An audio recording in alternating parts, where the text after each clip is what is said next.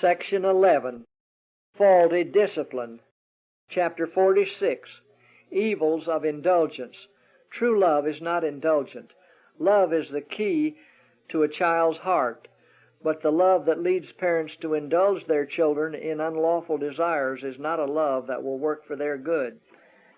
The earnest affection which springs from love to Jesus will enable parents to exercise judicious authority and to require prompt obedience.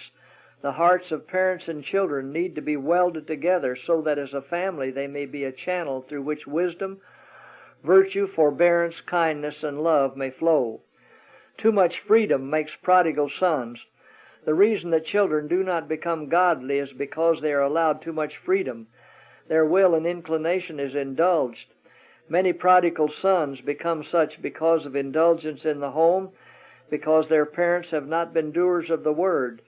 The mind and purpose are to be sustained by firm, undeviating, sanctified principles. Consistency and affection are to be enforced by a lovely and consistent example. The more indulgence, the harder the management. Parents, make home happy for your children. By this I do not mean that you are to indulge them. The more they are indulged, the harder they will be to manage, and the more difficult it will be for them to live true noble lives when they go out into the world. If you allow them to do as they please, their purity and loveliness of character will quickly fade. Teach them to obey. Let them see that your authority must be respected. This may seem to bring them a little unhappiness now, but it will save them from much unhappiness in the future. To indulge a child when young and erring is a sin. A child should be kept under control.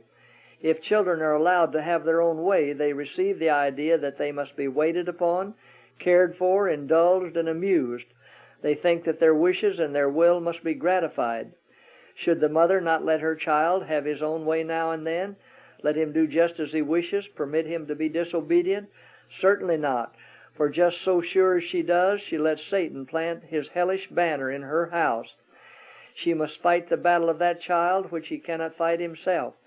That is her work, to rebuke the devil, to seek God earnestly, and never to let Satan take her child right out of her arms and place him in his arms. Indulgence causes restlessness and discontent. In some families, the wishes of the child are law. Everything he desires is given him. Everything he dislikes, he is encouraged to dislike. These indulgences are supposed to make the child happy, but it is these very things that make him restless, discontented, and satisfied with nothing. Indulgence has spoiled his appetite for plain, healthful food. For the plain, healthful use of his time, gratification has done the work of unsettling that character for time and for eternity. Elisha's effective rebuke for disrespect. The idea that we must submit to ways of perverse children is a mistake. Elisha, at the very commencement of his work, was mocked and derided by the youth of Bethel. He was a man of great mildness, but the Spirit of God impelled him to pronounce a curse upon those railers. They had heard of Elijah's ascension, and they made this solemn event the subject of jeers. Elisha evinced that he was not to be trifled with by old or young in his sacred calling.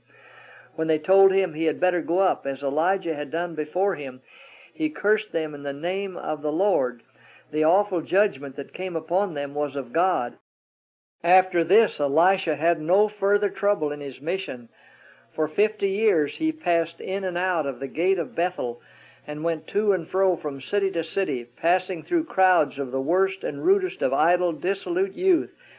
But no one ever mocked him or made light of his qualifications as the prophet of the Most High. Do not yield to coaxing. Parents will have much to answer for in the day of accounts because of their wicked indulgence of their children. Many gratify every unreasonable wish because it is easier to be rid of their importunity in this way than in any other. A child should be so trained that a refusal would be received in the right spirit and accepted as final. Do not take child's word before that of others. Parents should not pass lightly over the sins of their children. When these sins are pointed out by some faithful friend, the parent should not feel that his rights are invaded, that he has received a personal offense. The habits of every youth and every child affect the welfare of society. The wrong course of one youth may lead many others in an evil way. Do not allow your children to see that you take their word before the statements of older Christians. You cannot do them a greater injury by saying, "I believe my children," before I believe those whom I have evidence are children of God. You encourage in them the habit of falsifying, the heritage of a spoiled child. It is impossible to depict the evil that results from leaving a child to its own will. Some who go astray because of neglect in childhood will later, through the inculcation of practical lessons, come to their senses. But many are lost forever because in childhood and youth they have received only a partial, one-sided culture. The child who is spoiled has a heavy burden to carry throughout his life. In trial, in disappointment, in temptation, he will follow his undisciplined, misdirected will. Children who have never learned to obey will have weak, impulsive characters. They seek to rule but have not learned to submit. They are without moral strength to restrain their wayward tempers, to correct their wrong habits, or to subdue their uncontrolled wills. The blunders of untrained, undisciplined childhood become the inheritance of manhood and womanhood. The perverted intellect can scarcely discern between the true and the false.